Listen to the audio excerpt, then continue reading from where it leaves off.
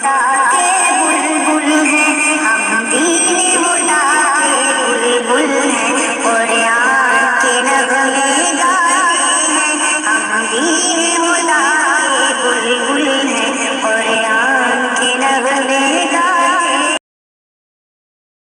اعوذ باللہ من الشیطان الرجیم، بسم اللہ الرحمن الرحیم۔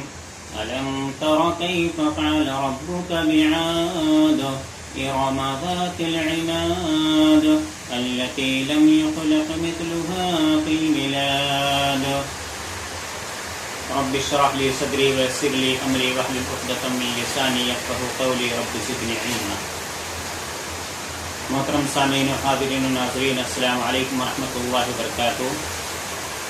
آج آپ کو قرآن حکیم کے تاریخی مقامات میں سے ایک مقام جس کا نام قرآن حکیم میں ارم ذات العماد کہا ہے، اس کے متعلق مختصر معلومات بتائی جائے گی۔ اللہ رب العالمین نے قرآن حکیم میں فرمایا،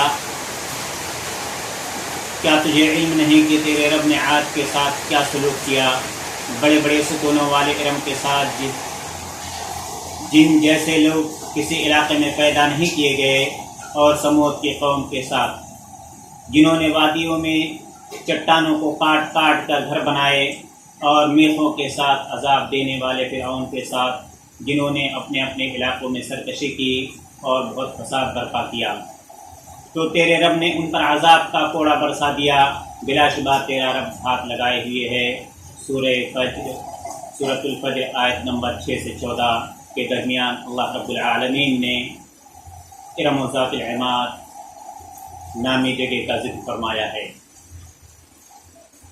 کچھ لوگ کہتے ہیں کہ اس سے مراد اسکندریہ ہے، ارم ذات العماد سے مراد اسکندریہ بتایا ہے کچھ لوگوں نے، اور کچھ لوگوں نے کہا کہ اس سے مراد دمشق ہے، کچھ لوگوں نے کہا کہ اس سے مراد عدن کے قریب ایک شہر ہے، یا حضرموت اور صنعاء کے درمیان ایک شہر کا نام ہے، اور یہی قول زیادہ راجح ہے۔ موجب البلدان کے مطابق یہ علاقہ کسی زمانہ میں تھا، اب مٹ چکا ہے، اب اس کا کوئی پتہ نہیں چلتا۔ بعض نے کہا کہ اس سے مراد اسکندریہ ہے، اکثر لوگ اس بات کے قائل ہیں کہ اس سے مراد دمشق ہے۔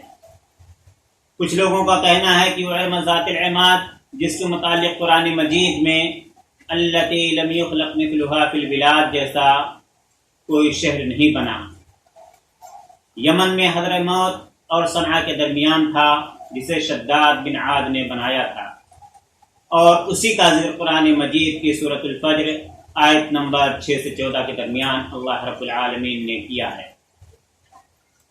یہ ارم عاد کے نام سے بھی معروف ہیں۔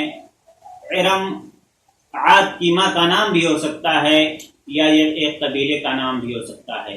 ارم اگر ماں کا نام ہے تو عاد ان کا باپ ہے۔ بعض نے کہا ہے کہ ارم ایک شہر کا نام ہے، پھر جو اس کو شہر کہتے ہیں ان میں سے بعض نے کہا ہے کہ یہ زمین کسی علاقے میں تھا جس کے نشانات اب مٹ چکے ہیں۔ کچھ لوگ کہتے ہیں اسکندریہ کا شہر ہے، اور اکثر کی رائے میں دمشق ہے۔ ارم ذات العماد التی لم یخلق مثلها فی البلاد، قرآن میں جس ارم ذات العماد کا ذکر ہے وہ یمن میں حضرموت اور صنعاء کے درمیان ابین کے صحرا میں ہے، جہاں ارم بن سام بن نوح آباد ہوئے۔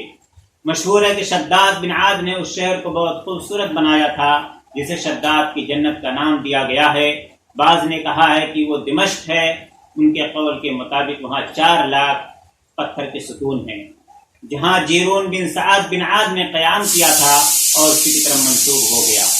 یہ تھا ارم ذات العماد جس کا ذکر اللہ رب العالمین نے اپنے کلام پاک میں فرمایا ہے۔ قرآن حکیم میں بہت ساری تاریخی مقامات کا ذکر ہے، انشاءاللہ الرحمن دوسرے تاریخی مقام کا ذکر اگلے درس میں بتایا جائے گا۔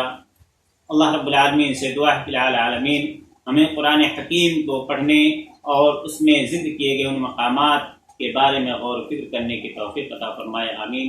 اقول قولی ھذا استغفر اللہ للمسلمین فاستغفروا كل ذنب انه هو الغفور الرحیم۔